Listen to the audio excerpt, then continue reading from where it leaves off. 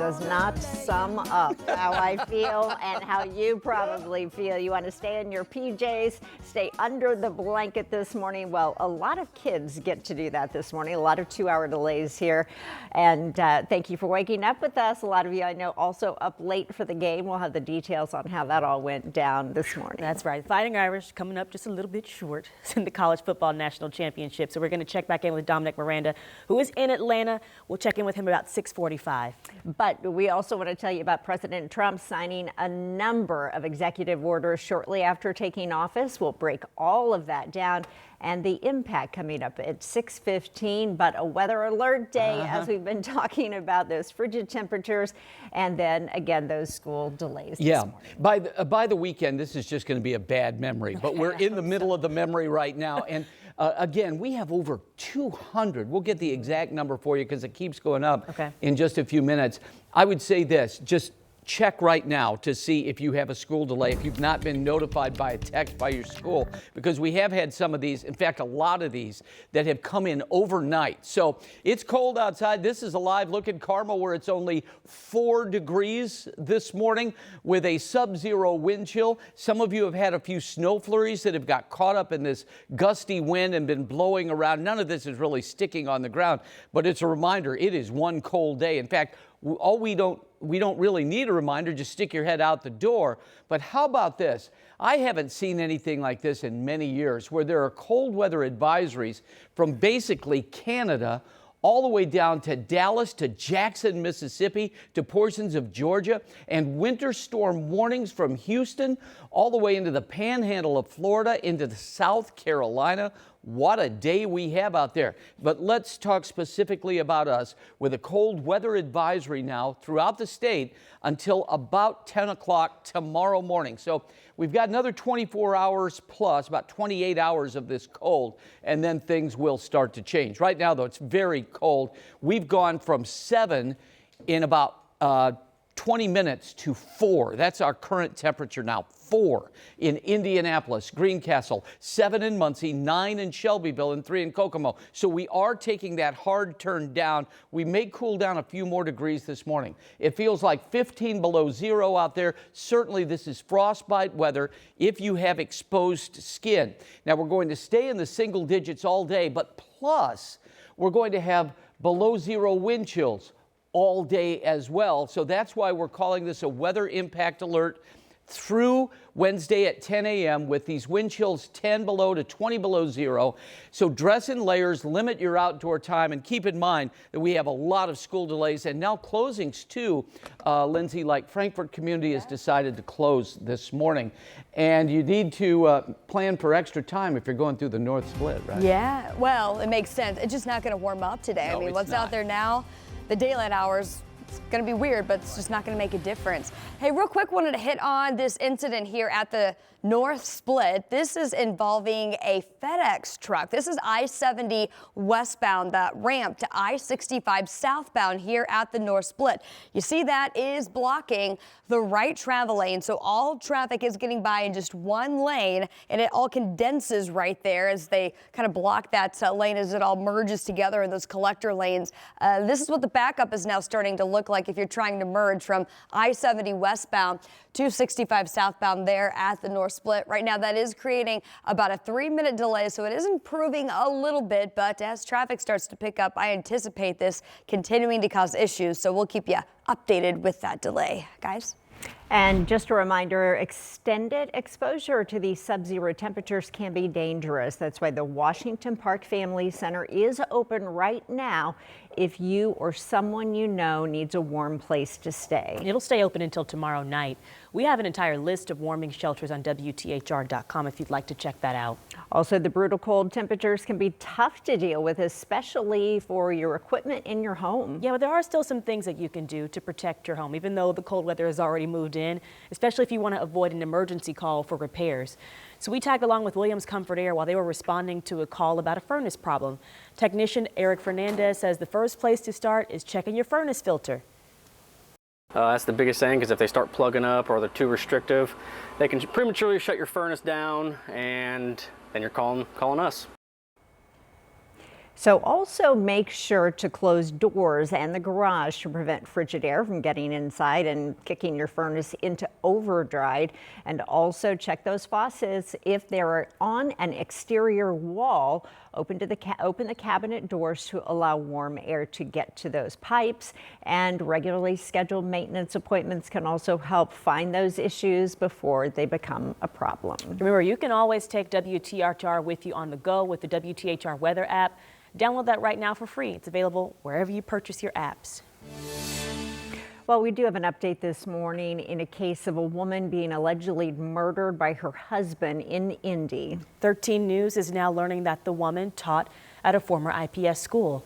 Matthew Foltz is in studio following some of the shocking details in this case. Matthew, good morning. Yeah, good morning to you both. What makes this case even more shocking is that her husband, who claims to have beat her to death, was a former principal at the same school that the woman taught at. They both worked at the former Forest Manor Middle School on the city's northeast side. Now, Metro Police say they were called to a home along Queston Drive off Kessler Boulevard and Lafayette Road Friday afternoon. Police say a 79-year-old man called saying that he has beaten his wife to death. 13 News is learning her name is Mary Ogle. Medics pronounced her dead at the scene, but police later arrested her husband at the hospital.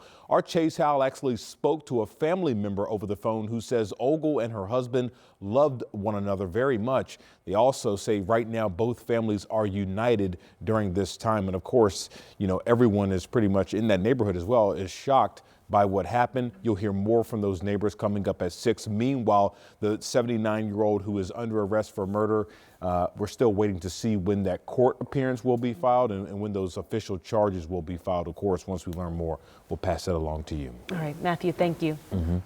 Well, now to an update on breaking news we brought you here yesterday on Sunrise. This morning, we're learning that Metro Police have released a person of interest following a deadly shooting at an apartment building. That shooting happened yesterday morning around 3:30 on Warman Avenue near West Washington Street. Officers say they found a man in a hallway who had been shot to death. Metro Police say several weapons were also found at the scene. They're now looking at that as evidence. Well, we're just getting in new developments this morning. Fire in Westfield. Last night, police shut down traffic on State Road 32. We can tell you it is back open this morning. The fire started around 8 o'clock last night. Around 45 firefighters responded to this. Westfield fire crews tell 13 News that the cold weather made getting this under control a challenge. It created slick conditions for the firefighters as they were pushing toward the house. It also froze up one of the hose lines, and firefighters had to return to the firehouse to actually thaw it out. The fire is still under investigation this morning, and the people in the home were checked out.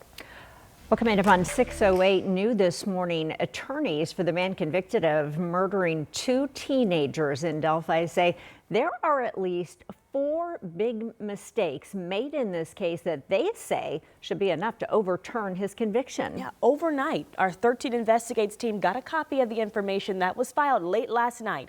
So Richard Allen is currently in prison, convicted of killing Libby German and Abby Williams nearly 8 years ago.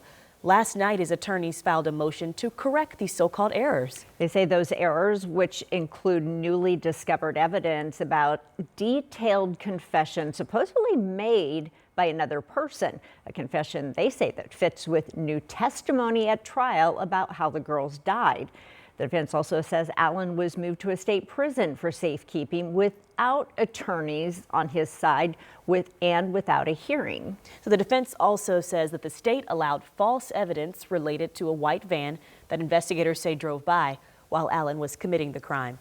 And the last issue is newly discovered evidence related to cell phone forensics. Now, the defense does say because of all of these issues, Allen's conviction should be overturned, or at the very least, he should get a new hearing. And we'll also be watching today, expecting a formal notice that Allen's plans for an appeal of his conviction. We'll, of course, have more details on all of that tonight on 13 News.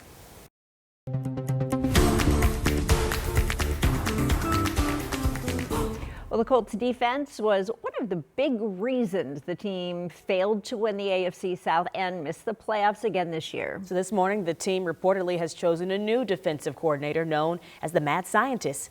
Several reports say that the Colts are hiring former Bengals defensive coordinator Lou Anarumo. He was let go by Cincinnati at the end of the season. He did help lead the Bengals to the Super Bowl in 2022. The Colts fired defensive coordinator Gus Bradley after the team ranked 29th in total defense last season.